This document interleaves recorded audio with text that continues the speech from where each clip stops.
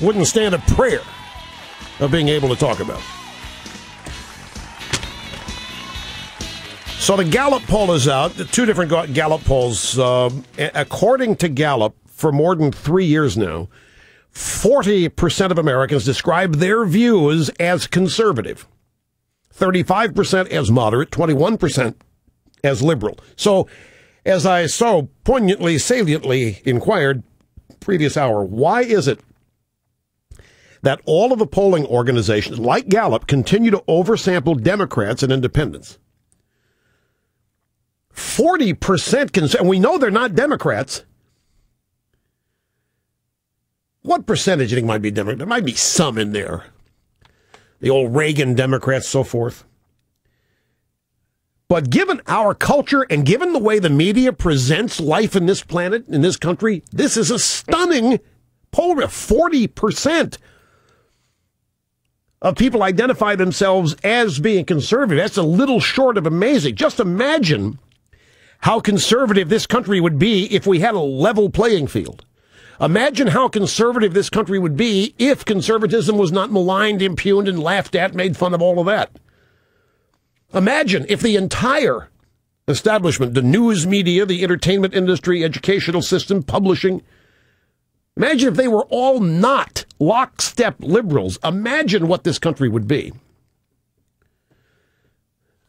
In other words, imagine if more people were allowed to hear more of the truth. This is why, folks, for me, it's all ideological. Ideas are ideological. It's not party versus party. It's liberal versus everybody else.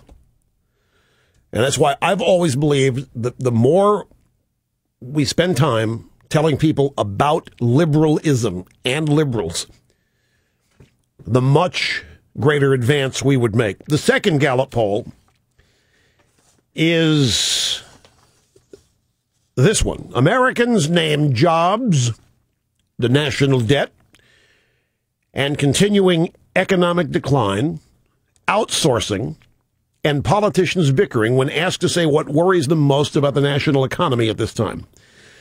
The first three on the list, the national debt, jobs, and continuing economic decline make up 51%. Those three. The other stuff is small potatoes. You have to go down to the bottom of the list to find out how many people say that the divide between rich and poor is one of their primary concerns. In fact, the number is 2%. 2%. It's up there with campaign finance reform. Only 2% consider the divide between rich and poor. The haves and have the whole argument for class envy, the whole argument for redistribution. Only 2% of the people in this country identify it as something that's a major concern to them.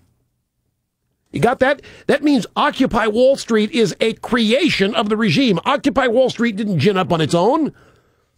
There's no such thing as a 2% movement that ends up being covered as Occupy Wall Street was. Americans are worried about jobs, the deficit, the economy, not the divide between rich and poor. Now, in polling data, this is interesting, too, if I can remember this. I don't have it right in front of me. In polling data that I've seen of people who are concerned about the divide between the rich and the poor, people are less concerned about what they have than they are more concerned what somebody else has. See if I can find a better way.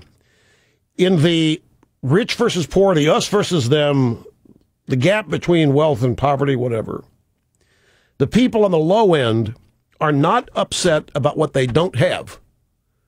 They're upset what the others do have. That is envy. That is what Obama is playing off of. They're not unhappy with what they have. They're ticked off at what others have. Now, you might, what's the difference? It's a huge difference. If the majority of them were unhappy with what they had, That would mean they didn't care what anybody else has. When they're more concerned what others have than what they don't have, they themselves don't have, that's just pure envy, resentment, what have you. And that represents an opportunity for the class envy warriors to go out and exploit them. Oh, yeah, I'll take it away from them. I'll take it away from them. That's how you get them. You don't have to tell them, I'll give you more. You don't have to say, I'll make sure you end up, I'll improve. You have to say, I'm just going to go out and sock it to them. Two fascinating polls here. Both of those are from Gallup. Audio soundbite time. This is, and I delayed this. I could have done this the first hour. We have soundbites about me. So let's get started. Last night on the NBC Nightly News, this is a portion of a report by the correspondent Ron Mott about the South Carolina Republican primary. As the race moved to South Carolina this week, whispers about Romney's business past became full-blown attacks. Newt and Perry blew it the last 2 days, prompting prominent conservative voices from Rush Limbaugh to several wealthy Republican donors to push back hard. So, again, folks, that's only 2% hate the 1%. Well, no, only 2%. No. Only 2% hate the 1%. Yeah, that's right. Only 2% hate the 1%. That's a great way of illustrating. Only 2% hate the 1%. The 99% do not hate the 1%.